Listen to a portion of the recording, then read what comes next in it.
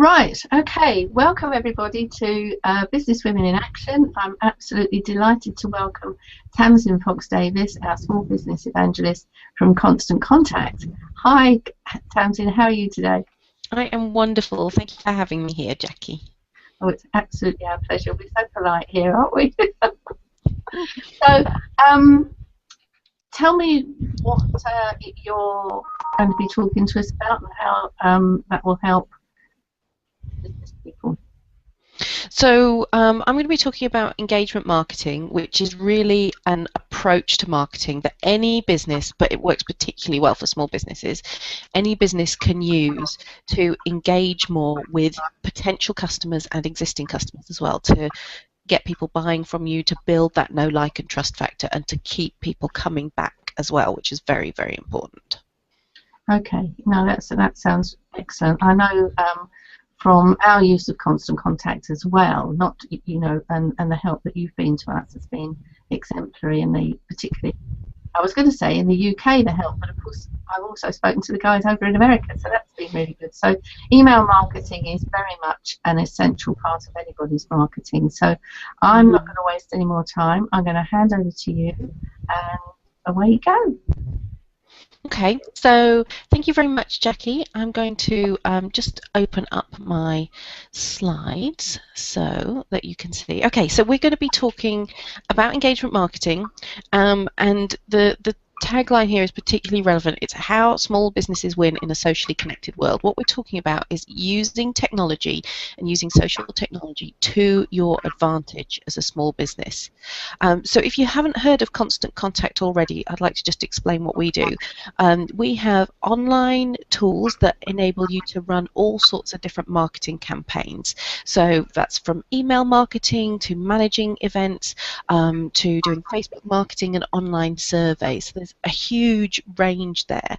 And we've got over 500,000 customers worldwide. And if you're a member of 1230, then you actually get a discount as part of your membership with our products and services. So do make sure that you speak to Jackie about that, and I know that the details for that are on the 1230 website as well. Excellent.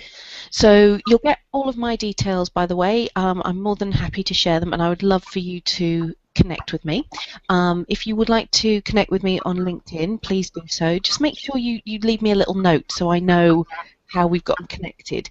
That's lesson number one, by the way, with tools like social media, is you want to make sure that you're actually personalizing your messages and engaging with and making them more engaging as much as possible, because we all get those random messages where nobody's put any thought into it, and it doesn't really make you want to respond. So just add that little personal flavor and it makes a huge difference.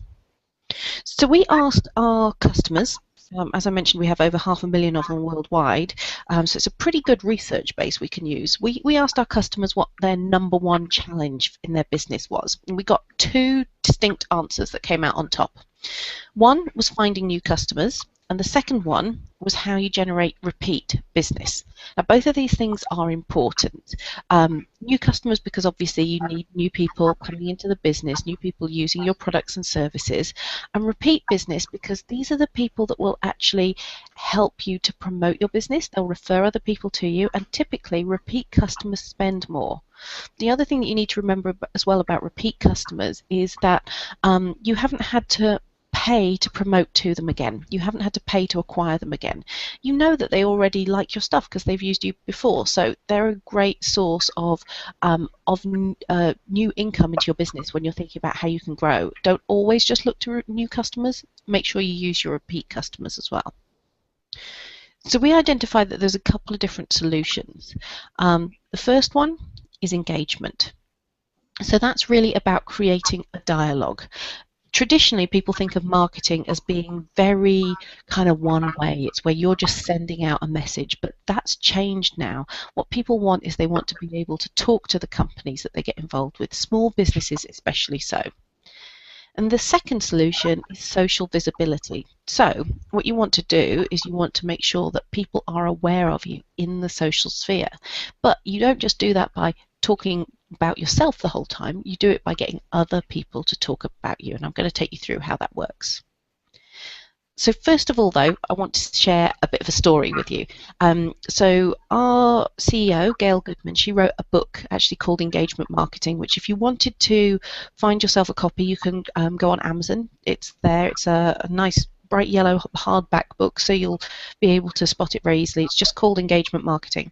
And this story is in the book. So she is a keen amateur chef. She loves having friends over for dinner, and she's got a big kitchen, so she likes having them sit in her kitchen and talk to her while she's cooking. And she was going to have some people over for dinner, and she realised that she needed a new knife. So she popped down to her favourite kitchen shop, and she asked them in there about getting a new knife when the chap came over to help her. And instead of just pointing her in the right direction of the knife section, he actually took her through the different kinds of knives that are available, what you use them for, how they're made, and he let her try a whole load of them as well. I mean, they have like chopping boards and baskets of carrots there, so you can just have a chop at them and feel how it feels in your hand. We all have those favorite knives, those of us that like to cook, and a lot of the time it just feels right in your hand, doesn't it? So that's what he was helping her to do. And then that evening, she had her friends over for dinner, and not only did she cook them a lovely meal, but she was using not just the knife that she'd bought, because she'd ended up with a whole set, but she was telling them about the experience that she'd had in the shop and how helpful they were. And they were all trying out the knives as well. And she really sold, on behalf of this shop, a whole other, new client base into that store. And this is what you can do with engagement marketing. You want people like Gail talking about your products and services in the way that she talks about them to her friends. And if you can do that with your customers, then they'll be bringing more people into you. So here's the thing, though. Instead of having those conversations one-to-one, like over the garden fence or at the bus stop or at the kitchen counter, you want to use social channels and social visibility to spread that message further. And when I'm talking about social channels, I'm talking about tools like social media, so your Twitters, your Facebook, your Google+. And I'm also talking about tools like email, because email is a sharing tool. So if you're making notes, now's the time to pick up your pen. First thing I want you to make a note of is that we trust comments and reviews, even from strangers, more than we trust marketing. Okay, we trust comments and reviews, even from strangers, not marketing. There's a recent study showed that 36% of people said that they trusted advertising in various forms. Now, that's an American audience. I think that us Brits are a whole lot more cynical than that, and that number, if you ask the same question here, would be a hell of a lot lower. What the study also showed, though, was that 81% of people trusted recommendations or online opinions. Recommendations and online opinions, okay? So what we're talking about there is not advertising or marketing. We're talking about the comments that other people make about your products and about your services. That's what you want to get a hold of. So how do we do that? Well, one thing's very, very important. You don't want to be using marketing speak. You're not going to be using acronyms. You're not going to be using highfalutin language. You're not going to be using, hyperbole and long-winded sentences. What we want you to do is actually engage with customers properly. Talk to them. Talk to them like normal people, and they will talk back to you, and it'll happen in a very positive way. So, second point. Your customers' friends are your next best prospects. So if you're writing it down, get a hold of that one as well. Your customers' friends are your next best prospects, and I'll explain to you what we mean by that and why it's the case. So you're in business already. If you're not in business already, don't worry. This won't yet apply to you, but it's going to apply very, very soon. If you're in business already, the likelihood is that you have one of those red dots that you can see right there, and that red dot is a raving fan. It's going to be somebody that really, really loves what you do. And then the blue dots and the yellow dots around it are their friends and family and associates and acquaintances. So what will happen is that your raving fan will be talking to those people about you. And that's really great. That's what you want. You want them to do your marketing for you in that context. So then what happens is that some of those people will become your customers, and some of them will become your raving fans as well. And those people will talk to their friends and family about you, and so on and so forth. So you can see there that you've got your existing customers doing your marketing for you. They're working like your secret sales force. But here's the thing. Those dots around your raving fans are very, very important because they are relevant, appropriate, and qualified to be your next customers. So what do we mean by that? The thing is that we all hang out with people who are a bit like us. So when you hang out with someone, it's because you have something in common. If you think about your mums and dads who've just had a baby, they will hang out with other mums and dads because they'll meet them at the little toddler group, at antenatal classes. You'll bump into people at the playground. Same thing for people like me. I'm a dog owner and I'm nuts about my dogs. So I meet other dog owners when I'm out walking, when I go to parks, all of that kind of stuff. Sometimes I go on social dog walks, which is an organised group, and we all get together and we all walk our dogs together. And everybody hangs out with other people like them. So if you've got one person who is a good customer for you, the likelihood is that their friends and family, their acquaintances, their associates, maybe through work, maybe through social life, are also going to be good customers for you as well. So what you see here is not just about increasing your reach in terms of numbers, it's about increasing your reach to the right people at the right time. Does that make sense? Have I explained that clearly, Jackie? I know I was getting... No, I'm sitting here nodding away. Oh, okay. My own notes, so no, it makes a lot of sense. Thank you. Just checking. So, how can you take advantage of this? Now, what you can see in front of you right now is what we call the engagement marketing cycle. And I'm going to talk you through this, and this comes right out of Gail's book, Gail's engagement marketing book. So first of all, you've got the door in the middle. Now that door is your company. You are open for business. Whether you have a physical location, whether you're an online business, whether you're, a mobile service provider of some kind, it doesn't matter. Your company is open for business. That's the first thing. The next thing that you need to do is you need to actually provide your customers with what we call a wow experience. And a wow experience is something a bit different and a bit special that will make your people keep coming back to you. This is about rising above the ordinary in small or large ways that wow your customers. We've all had experiences like that. It was funny, I was at a conference the other day close to where I live in Kent, and I mentioned a specific wow experience, and somebody tweeted me afterwards, and they actually used the same person, and I'll tell you what it was. It was a very, very small world, but it's amazing that I didn't give her company name. I just explained about what this lady had done for me, and this woman in the audience knew that she dealt with the same person. So her name is Kelly. She's my dog walker. She runs a company called Tender Loving Pet Care, and she's based in like the kind of Rochester Maidstone area in Kent.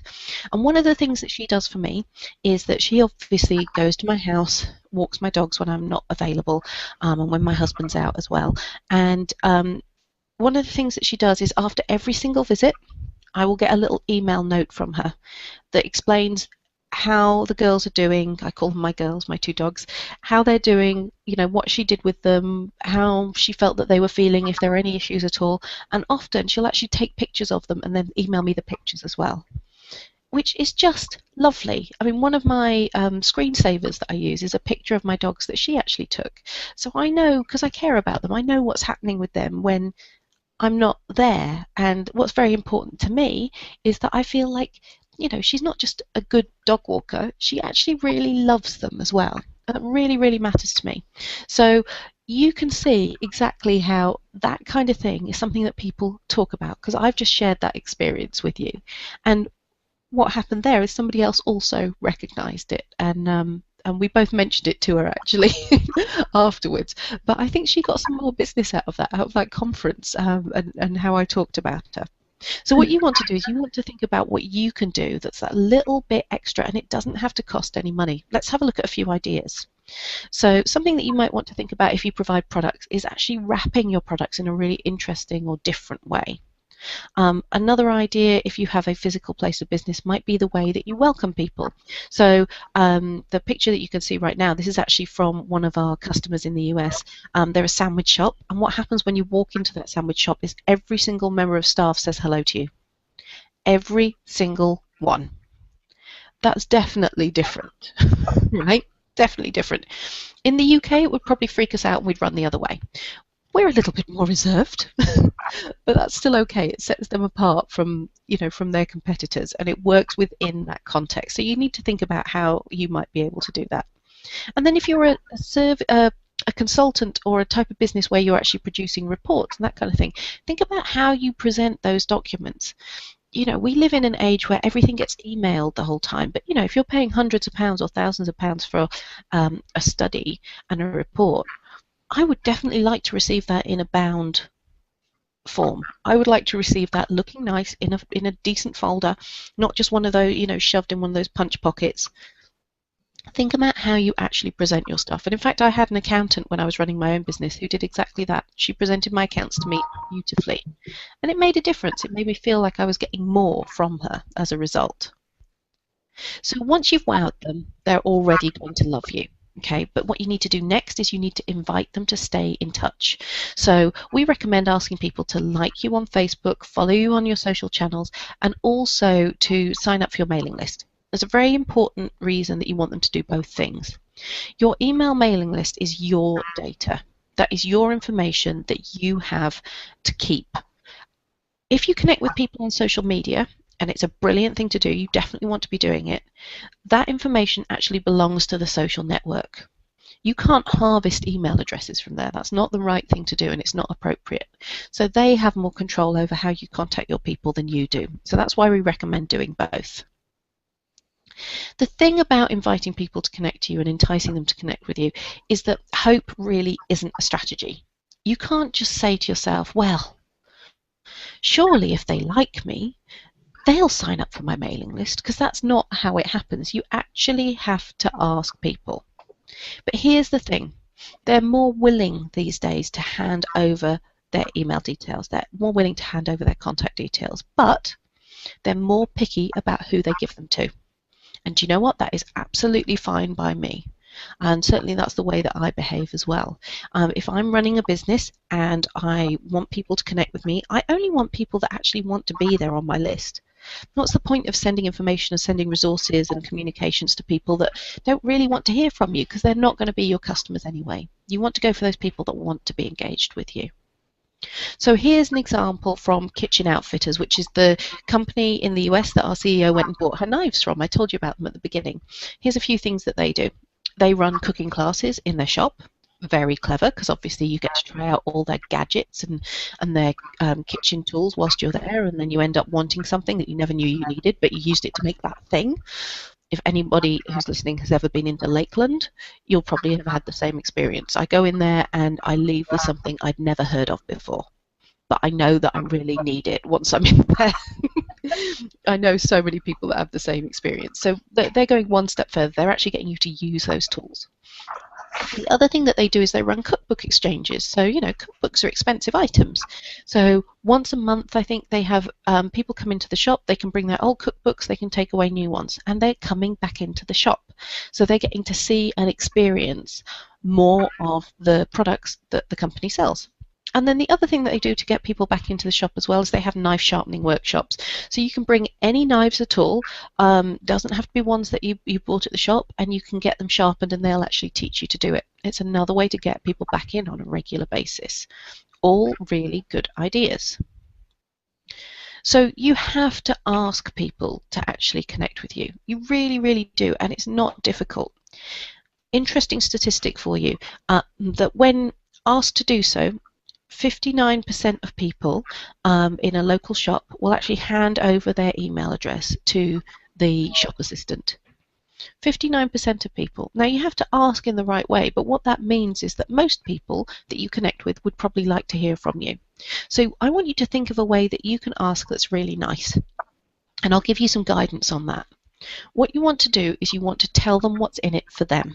So instead of saying to someone, would you like to join my mailing list? Because that doesn't tell them anything. They have to be very, very committed to you before they'll say yes to that. What you want to do is you want to say, would you like to receive updates about our offers and promotions, if that's what you're going to send them, or about useful tips and resources that we like to share with our customers, or what we've got latest in store, Whatever it is that you're actually going to share with them, that's what you ask them if they want to receive. And then let them know that they can unsubscribe at any time. That's all you have to do. So I would say that you want to craft that messaging both for in-person, when you're actually meeting customers, when you're meeting contacts that you think might be interested, and also for when you're doing your online list building as well. So once you've invited them to stay in touch, you want to actually engage with them. And there's a huge amount of stuff that you can do, but it's all about involvement. It's all about developing that communication. So you might be hosting discussions, running promotions. Maybe you're going to hold an event of some kind. Maybe you could poll them and survey them, so you could do some customer research, or you can just do some information sharing. And information sharing, by the way, doesn't have to mean that you're writing a whole book about something. It can just be simple as sharing some tips on Facebook or Twitter. Those things count. So think of a way that you can actually engage them. What else would people like to get from you? What would they be interested in talking to you about? And if you're not sure, just try some stuff and see what works. The thing about engagement is that it's about participation. So one-way communication does not count. Engagement means participation, and that means that they do something when they actually hear from you. And normally it's talking back, it's having a conversation. So let's look at a few different examples. This is a Facebook post. One of our customers here, Learning Ally, has actually shared an article, and they've got 24 likes and 18 shares from that. That's a sign of engagement. That's the type of engagement you get on Facebook. Another type of engagement that you can do on Facebook that not enough companies actually do is exactly what Total Image Consultants do on a regular basis. They have a Friday Q&A session, so people can send in their questions, and then she goes online for an hour at a set time, Friday at 4 p.m. for her, to answer those questions on Facebook. So she's engaging with people in the medium that they're already talking to her. So she's got 6 likes for that and 12 comments. So a bunch of those are going to be questions that have been sent in. So that's how you can keep top of mind, how you can keep people coming back to you. And that's the first part of the engagement marketing cycle. So this will help you with those repeat customers and getting that repeat business. But here's the extra special thing. This is where the magic happens. Because of that engagement activity that you're doing, and you're going to do it in a public forum like social media, you're actually going to get social visibility. So that means that people will see those other people talking to you. Remember our dots, remember our raving fans, and then their friends and connections. What I really want you to remember here is that engagement drives social visibility, and I'm going to show you how. So here's an example. Donna's Gourmet Cookies are a client of ours. In America, they do this thing at Christmas time where they make Christmas cookies. So you can see some in the picture there. Now, what Donna's have done is on their Facebook page, they have shared a picture of some of their lovely Christmas cookies, and all they've said is, "Yep, we have them." Note that, yep, we have them. They haven't put a big sales message in there. They haven't said, come and get a dozen cookies for $5 or whatever it is. They've just said, yep, we have them. It's letting people know that they're available. It's sharing a nice picture. Now, they've had 10 likes. Eileen, Ross, and 9 others like this, and 1 person has shared it. It's Eileen that shared it. And she says, look at these adorable holiday cookies. Since they're from Donna's Gourmet Cookies, I'm sure they taste even better than they look. She shared the image. So Eileen is giving her customer testimonial, really, for Donna's Gourmet Cookies. Now, from her post, 5 people liked it. There are 4 comments, and one of them, from this lady, Cindy, says, where is Donna's located? So she obviously doesn't know the company, would love to order some. That's pretty cool. That's pretty cool, because what's actually happened here is that Donna's have posted some content on social media, and they've got some responses. People have liked it, they've commented on it. One of those people has shared it, and that's been seen and interacted with by a number of other people. And then one of those people has actually become a customer. They've made a purchase from that comment. Pretty good, huh? Pretty good. So remember, this is what it looks like with the sharing that we're talking about based on your raving fans. Now, at the time that this stat was taken, the average number of friends per Facebook user was 234. I recently read as low as 190 and as high as 400. So We do not know exactly what that number is right now. But basically, it's a lot, right? So what happens is that when one person comments, shares, interacts with, a whole load of other people see it, and then they're likely to do so as well. But here's the thing when you're looking at that. When you're looking at actually getting this kind of interaction and engagement on a channel like Facebook, is that small numbers are actually very, very big. So you might only have 3 shares, 4 comments, a few likes. They all matter and they will all make a difference. You do not need hundreds of them to actually have an effective Facebook marketing campaign. This happens over time as well. It's not going to happen overnight, but it's the best kind of marketing that you can do.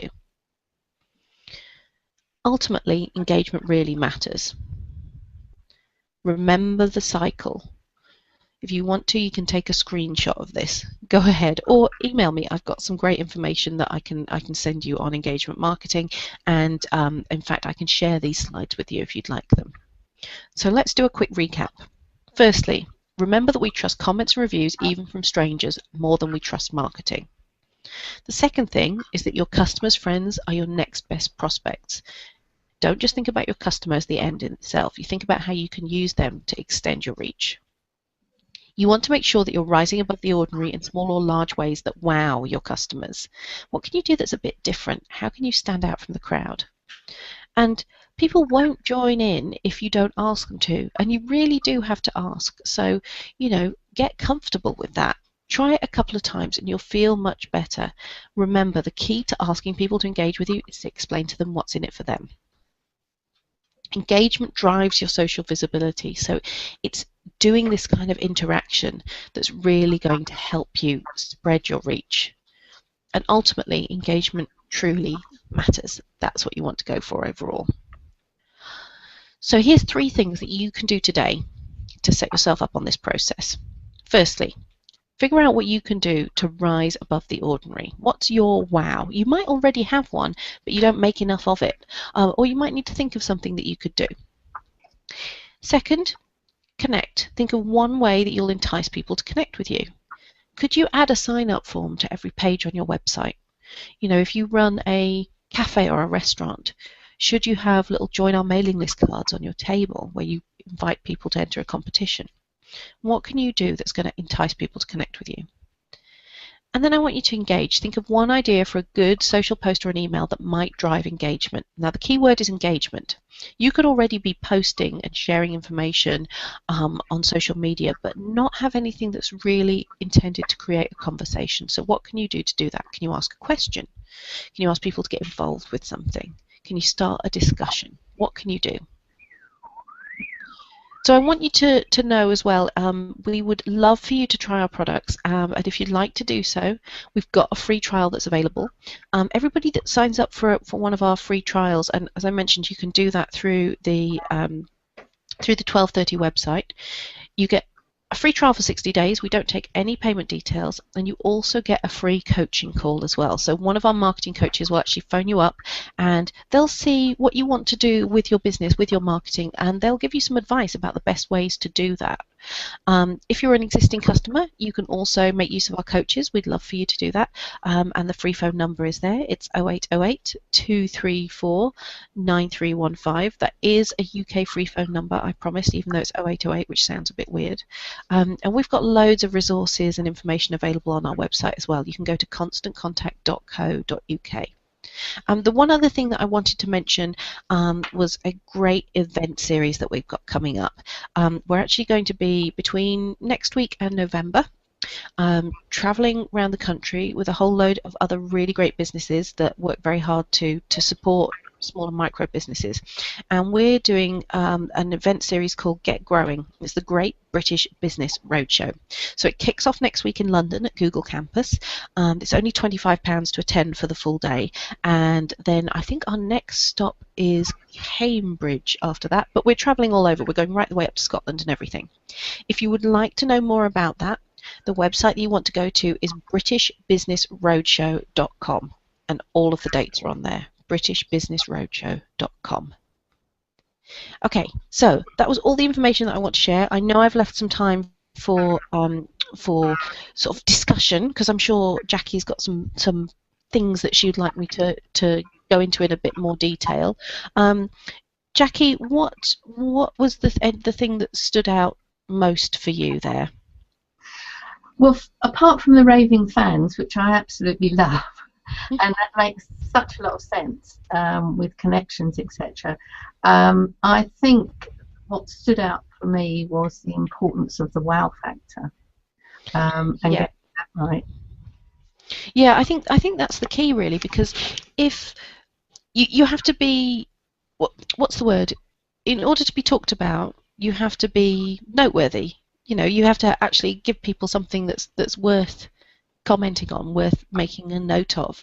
And it can be something really small. I mean, when I was running my own business and I ran my mentoring groups and my one-to-one mentoring service, my thing was that we always met somewhere really nice. That's what we did. So, you know, no Starbucks meetings for us. I didn't want to be somewhere that was really noisy and a bit grubby and all of that kind of thing. So we met in nice venues, very upmarket restaurants or cafes, or I'd book space somewhere that was lovely, and I always bought the coffee. That was my thing. You know, I wanted people to feel comfortable and relaxed, and that this was time for them to work on their business. And the feedback that I got was that people really appreciated that. They didn't expect it, and it was a really lovely thing. Now, actually, it cost me a lot less to buy everyone coffee, so say up to 12 people in my mentoring group, than it would to book a venue. So I was able to do two things in one go, and I wouldn't have been able to afford such a fancy venue as I got from, you know, the lovely hotel spaces that we would use, or the lovely cafes, but it made people feel really good too. So I kind of achieved two things in one go there. Oh, am I losing you there? Oh, I'm still here. Oh, you are. Okay. I didn't get your last few words. I don't know if oh yeah, I'm just saying, you know, it was cost effective for me, but did make people feel really good as well, and that was what was important at the time. Yeah. And I think everybody can do something. You know, I mean, looking at my example with Kelly, it doesn't cost her anything to email me. It doesn't cost her anything to take a couple of pictures on her phone and zoom them off to me. But who thinks of doing that? That's just lovely. Really lovely. I think, and of course, part of that is about manners as well, isn't it? And your personality. That's why with 12:30, one of my stock sayings is, there are some very nice sausage rolls and sandwiches out there, I know, but that's not what we do. Mm-hmm. And a bit like you, we try to have good venues, to structure, etc., and nice food. In fact, we had an incident the other day where someone said, "I'm not going back there," and I said, "Don't worry, we're not." You've gone and got somewhere different, but you know, it's always been very important, and I totally agree with you on that. But the wow factor has such a lot of variety depending on people's businesses. So something else that occurred to me as you were talking, and obviously social media plays a huge part in all this these days. Facebook is constantly changing, and although I'm not totally up to speed, I know there's something that's just happened or is just about to happen, where something to do with likes not being taken as fully as they were before. I don't know. You're probably more up to date than I am on that. I'm just wondering what the impact is, and you know, obviously we need to keep up to speed with that as well. Yeah, so there's a couple of things. So Facebook is always, as you say, changing, and what really surprises me actually is that a lot of people haven't figured out that they need to make their money from somewhere, and how they're doing that is through using businesses and advertising. And you know, if you want a service to stay free, then you have to allow them to gain sponsorship somehow. So that's really what they're doing. So what they've done, and they do it every now and then anyway, is they change the algorithm that that influences where things show up. So it used to be that you would, if the more likes that you had on something, the higher that would show up in people's feeds. But they just keep tweaking it, and they keep tweaking it. And the way that they keep tweaking it is similar to the way that Google keep changing their search algorithms. It's to make it more genuine. So they're going for two things. One, they do want more money out of businesses, of course they do. But second, they want to make it more human-like. So just going around and asking people to like stuff is not going to have the same effect as it used to. So what you always want to strive for, whether it's with your SEO or whether it's with your your Facebook marketing, is genuine engagement. That's what you want to go for. But I'm pretty sure we have an article about that on our blog, though. So so on the Constant Contact blog is full of really useful information. So if you go to, we have, there's two, the UK one where we've pulled out all sorts of really great specific resources for the UK, is blogs.constantcontact.co.uk, and then the US one, if you go to constantcontact.com and you search in resources, it's on there. But yeah, we go, like, all these things as they develop, we tend to produce a lot of guidance around them for our customers and for our friends as well. So it's all freely available. You don't have to be a customer to access that information. That's really helpful, and thank you for pointing us in the direction of the blogs, and for viewers as well. Tamsin does a regular blog on the 12:30 website as well, so always look there. So you've got two places to make reference to. Now, I've just got one question that I think we might just have time for, Tamsin. I'll go the specs to read them. How can a small business get started with engagement marketing? Okay, yeah, because people think about this stuff and they think, oh, well, that's a great idea, but how do I do it? I think beyond those three things that I said you can do today, so figuring out your wow factor, thinking of one way that you can connect, and what's the third one? I have to remind myself. I've written it down. Hold on. Here we go. How you could think of something that you can use to actually engage with people. That was the third one. I would say that what you want to do is you want to actually just start listening to your customers and listen to the kinds of questions that they ask you, because that's where your engagement should come from. It should come from what your customer wants and what they're interested in, rather than what you want to share with them. Because that's what we tend to do with marketing. We tend to think, right, I want to get this message out, and that might be useful for you, but it's not the most engaging thing for them. So you want to think about, okay, how can I engage them? How can I entice them in?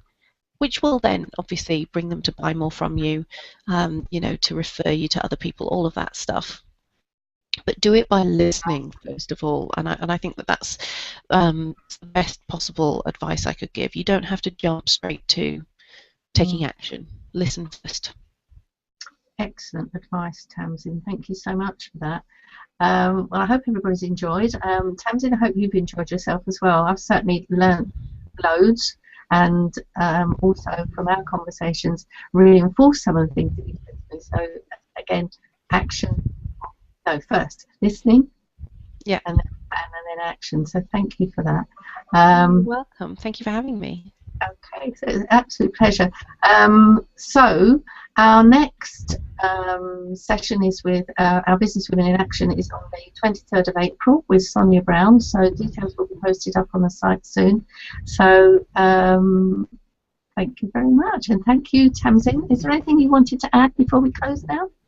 No, just go ahead and use all those resources that we have available, and if you want to join us for the Great British Business Roadshow, just go and check out our dates. We've got them nationally, and it's britishbusinessroadshow.com. Excellent. Look forward to speaking to you again. Have a great day. Bye, Tamsin.